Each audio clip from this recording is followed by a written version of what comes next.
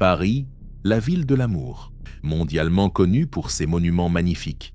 Mais derrière la façade scintillante se cache une réalité invisible. Une ville redéfinie par les changements culturels, la pauvreté et les rues remplies de déchets. Les escrocs traquent les touristes naïfs, prêts à frapper. Rejoignez-nous alors que nous exposons cette face sombre, que nous confrontons les responsables et que nous révélons le vrai Paris d'aujourd'hui. Notre première impression de la ville, ce n'est pas la vue de carte postale. Ce sont les quartiers pauvres du nord de Paris. Avant d'aller confronter les prédateurs à la Tour Eiffel, nous voulons voir comment les gens vivent vraiment ici. On remarque tout de suite que les rues sont presque exclusivement remplies de gens venus d'Afrique de l'Est. C'est une scène chaotique, avec d'innombrables boutiques vendant des épices, de la nourriture et des vêtements africains.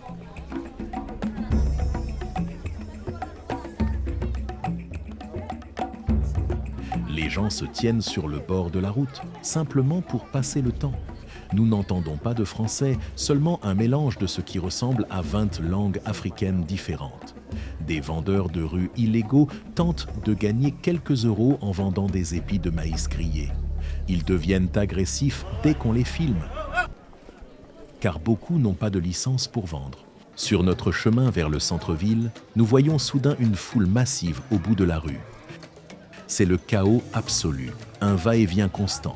C'est un marché, et les vendeurs crient pour promouvoir leurs produits. Mais ce n'est pas le marché pour lequel la France est mondialement connue. Il n'y a pas de fromage français, ni de pâtisseries odorantes.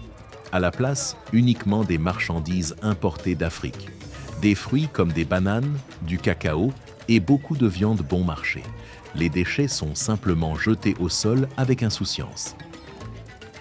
Nous voyons même des vendeurs exécuter une danse traditionnelle africaine, censée leur porter chance en affaires.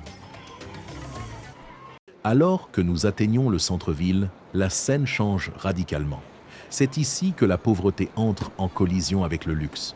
Nous voyons une femme avec un sac à dos Louis Vuitton passer nonchalamment à côté d'un homme visiblement drogué. La ville entière est parsemée de lieux de couchage improvisés où les gens affluent la nuit. Certains sans-abri passent leur journée dans ces camps, tandis que d'autres gisent simplement sur les places publiques.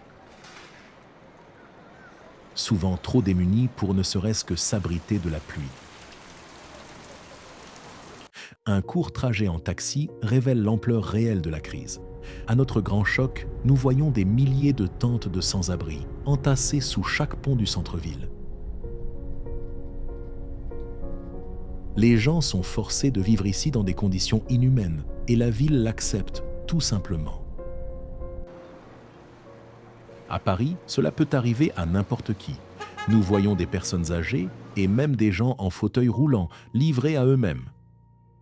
Le simple aspect des rues suggère que l'administration municipale de Paris a cessé de fonctionner depuis longtemps. Il y a des déchets à perte de vue. On voit fréquemment des montagnes entières d'ordures sur le bord de la route. Des encombrants jetés illégalement qui restent là à pourrir, parfois pendant des semaines. Même les poubelles publiques débordent. Et juste à côté de ces tas d'immondices, vous avez des gens calmement installés à la terrasse d'un café, dégustant leur fameux croissant français. Puis nous repérons l'équipe de nettoyage de la ville, qui se contente de balayer les déchets du trottoir vers le caniveau, où ils sont tout simplement laissés. Même si tant de rues du centre de Paris sont délabrées et sales, les magnifiques bâtiments près de la Tour Eiffel montrent à quel point cette ville a dû être impressionnante autrefois. Des dizaines de milliers de touristes envahissent la zone, cherchant désespérément à voir ce monument mondialement connu. L'entrée est totalement saturée de gens et des temps d'attente de plusieurs heures sont la norme. Nous voyons aussi des dizaines de vendeurs à la sauvette d'Afrique du Nord essayant de vendre des babioles bon marché aux touristes. Soit ils abordent les touristes de manière agressive, soit ils étalent leurs marchandises sur des couvertures qui peuvent être instantanément transformées en sacs de fortune pour s'enfuir dès que les autorités apparaissent. Je dois filmer en cachette car les vendeurs sont constamment agacés par ma présence. Des bagarres éclatent fréquemment, parfois entre les vendeurs eux-mêmes, qui se battent pour le meilleur emplacement. D'autres fois, c'est entre eux et les militaires, qui sont censés assurer la sécurité. Mais ces soldats sont à peine des adultes. Ils portent peut-être des fusils d'assaut, mais ils semblent complètement dépassés par les vendeurs provocateurs. Mais ces vendeurs à la sauvette sont loin d'être les pires escrocs que l'on trouve près des monuments parisiens. Voici le jeu de Bonneteau classique, une arnaque perfectionnée par des gangs d'Europe de l'Est. Une balle est placée sous l'un des 3 gobelets. Ils sont mélangés et le touriste parie de l'argent pour deviner sous quel gobelet elle se trouve. À distance, avec une caméra cachée, l'arnaque devient évidente. Environ 5 personnes dans la foule font partie du gang. Leur travail consiste à attirer un vrai touriste en faisant semblant de jouer et de gagner, pour que le jeu semble facile et rentable. Mais ce que le touriste ne réalise pas, c'est que la balle n'est sous aucun des gobelets. Le manipulateur l'a habilement escamotée, palmée, pendant le mélange, rendant la victoire impossible pour la cible. Au moment où les joueurs de Bonneteau repèrent ma caméra, ils arrêtent immédiatement le jeu. On me somme souvent agressivement d'arrêter de filmer.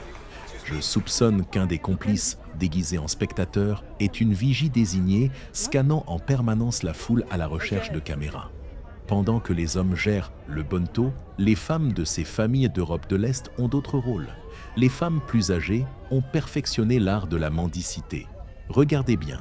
La mendiante nourrit délibérément les pigeons pour paraître plus inoffensive et digne de confiance aux yeux des passants. Les femmes plus jeunes gèrent l'arnaque de loin la plus perfide. Elles abordent les touristes en se faisant passer pour des employés d'une fausse organisation caritative. Elles vous poussent à signer une liste pour montrer votre soutien, mais à l'instant où vous le faites, elles exigent agressivement un don, exploitant la bonne volonté des gens.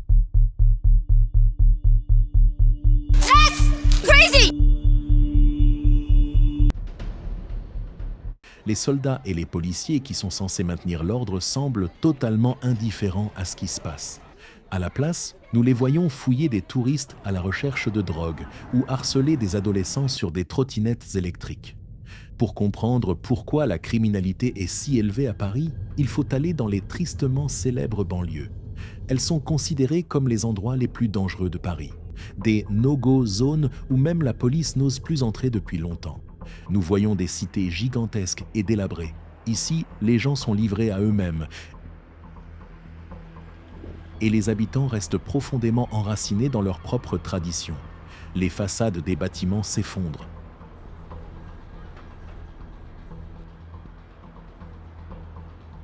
Les rares magasins qui existent sont couverts de graffitis. Et c'est ainsi que notre exploration de Paris s'achève.